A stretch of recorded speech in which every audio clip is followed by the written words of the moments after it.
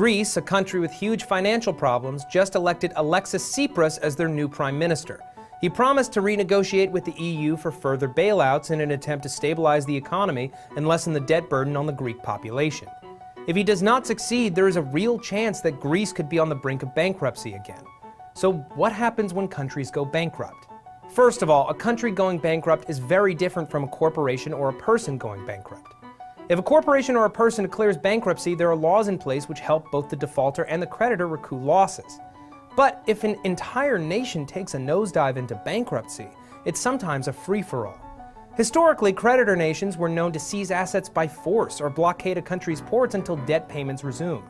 Even in 2012, an Argentinian Navy vessel was impounded in a port in Ghana because of disputes over Argentina's sovereign debt.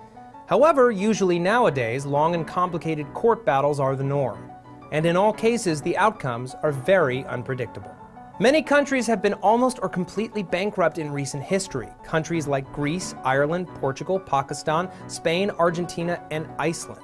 Although there are many unique circumstances that lead some countries to debt crises, a weak government structure and out-of-control spending is typical. That's what happened to Argentina in the late 20th century. The government announced in 2001 that it could not pay its foreign debt, and there was a cash flight from their banks as people withdrew their savings. Protesters took to the streets as money problems grew, and a mob forced the Argentinian president to flee in a helicopter.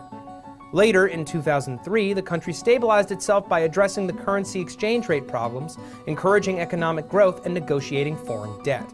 There are tons of factors that led to their recovery, but focusing in on spending and getting help from the international community was paramount. The financial crisis in Iceland was different. In 2008, the main Icelandic banks failed and the government refused to bail them out. This kept the government from overextending and risking bankruptcy, but it also endangered the financial situation of their citizens. To correct this, policymakers took bailouts from the International Monetary Fund, which allowed them to build and protect social support programs and forgive homeowner debt. Currently, Iceland is well on its way to recovery with a low unemployment rate and a growing economy. As history shows, there are many ways that countries have corrected bad financial situations. We can't say how Greece will move forward in the crises, but we can say that there are options and solutions to be found. To find out more about the EU, the International Monetary Fund, and many other major international organizations, check out our video on the international alphabet soup of acronyms that are out there. First off is NATO, the North Atlantic Treaty Organization.